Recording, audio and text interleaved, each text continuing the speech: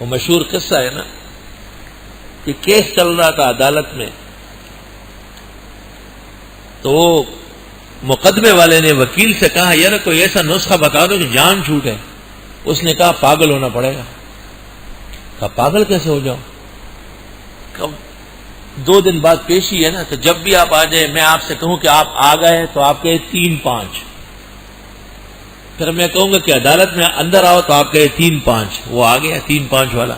عدالت میں مجسٹریٹ نے پوچھا کہ یہ کام آپ نے کیا تھا؟ کہا 3-5. کہا آپ کیا کہہ رہے ہیں؟ کہا 3-5. کہا اور کچھ آتا ہے یا نہیں؟ کہا 3-5. کہا آپ بیمار ہے؟ کہا 3-5.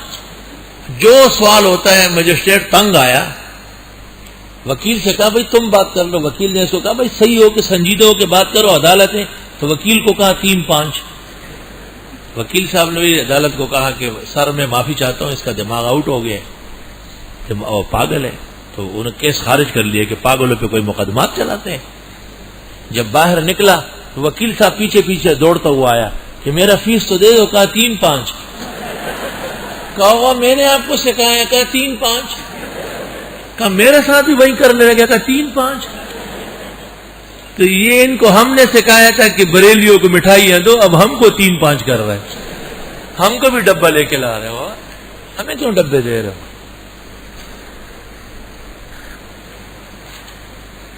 لیکن ایک نصیحت یاد رکھو، روئے زمین کے جس حصے پر ہو اور تبلیغی جماعت اور اس کا کوئی فرد ملے اس کا اکرام کرنا اور اس کی مدد کرنا.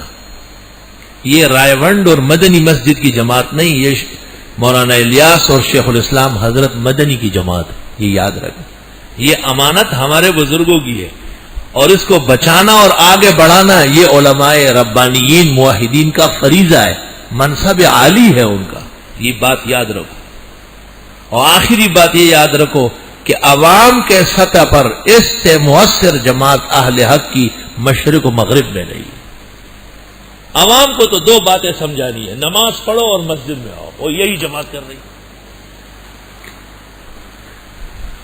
حضرت مولانا مفتی محمود صاحب رحمت اللہ علیہ کو اپنے رفقا نے شکایت کی کہ یہ جماعت صرف دعوت دے رہی ہے، ان کے ہاں کوئی تعمیر نہیں ہے. تو حضرت نے فرمایا 2 کام ہے دین کے، ایک دعوت اور دوسرا تعمیر.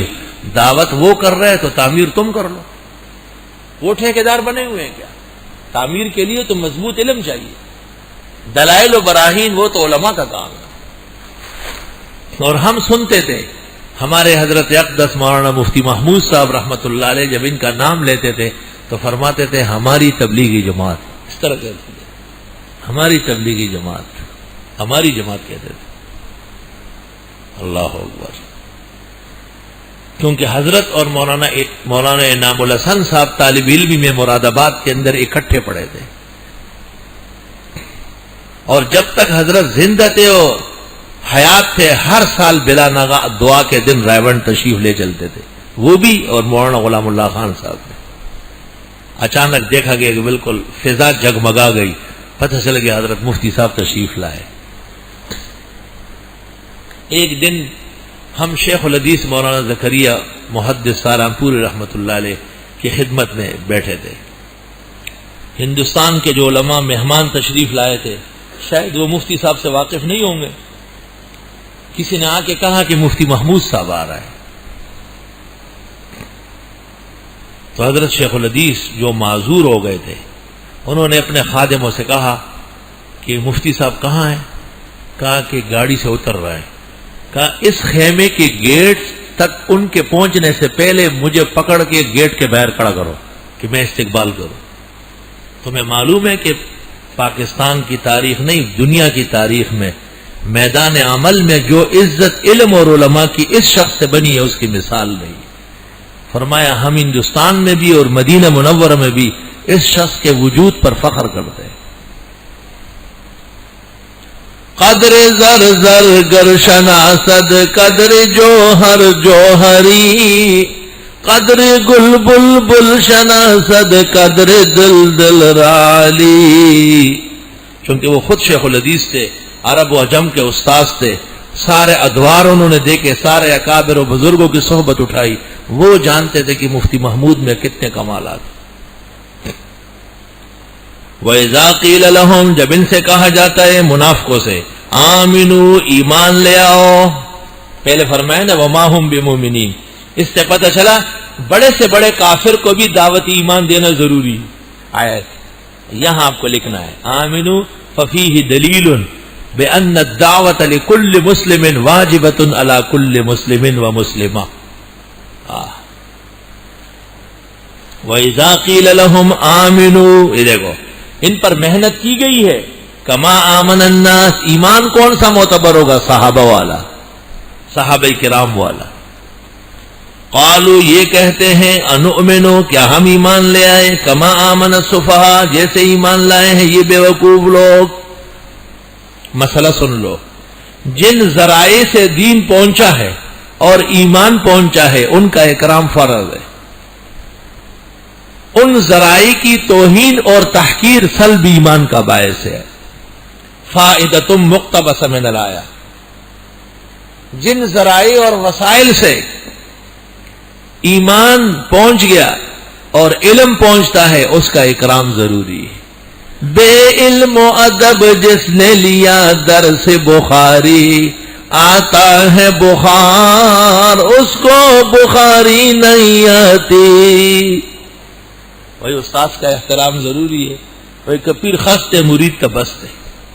ہر قسم کے اساتذہ جن سے کوئی کمال علم اور فن آپ تک پہنچا احترام کریں گے، وہ علم بڑھے گا، محفوظ رہے گا، اس علم کا شکر کا موقع آپ کو ملے گا.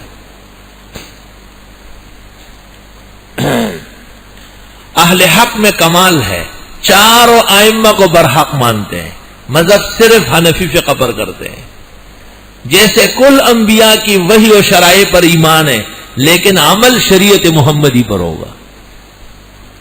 شریعت محمدیہ پر عمل آدم سے لے کے عیسیٰ علیہ السلام تک تمام شرائع پر عمل ہے. ایک فقہ حنفی پر عمل شافعی مالک و احمد سب کی تصدیق، سب کے ساتھ تعلق و محبت کی نشانی. حکیم الامت نے کہا ہے کہ اپنے مسلک کو چھوڑو نہیں اور دوسروں کے مسلک کو چھیڑو نہیں. اول تو یہ کہا نہیں ہے، ملفوظ محفوظ نہیں ہے، اور اگر کہیں مل گیا تو مسلک سمجھ لو. مسلک چار ہے.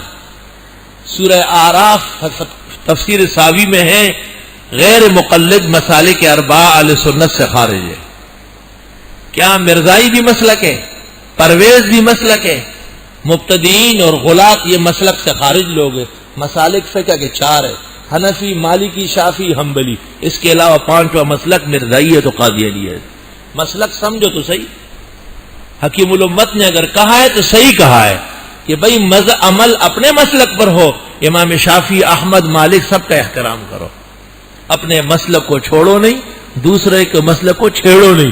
اب کوئی طالب علم شافعی احمد کے خلاف پراپیگنڈا کرے، کہاں جائز ہے؟ علم تو کیا ایمان سلب ہو جائے گا اس کا. تو آیت سے پتہ چلا کہ اللہ تعالیٰ نے بطور آزمائش کے صحابہ پیش کیے. یہ نہیں فرمایا کہ نبی جیسے ایمان لاؤ. آمن الرسول بما انزل الیہ من ربی والمؤمنون کلنا، یہ نہیں فرمایا. فرمایا کما آمن الناس.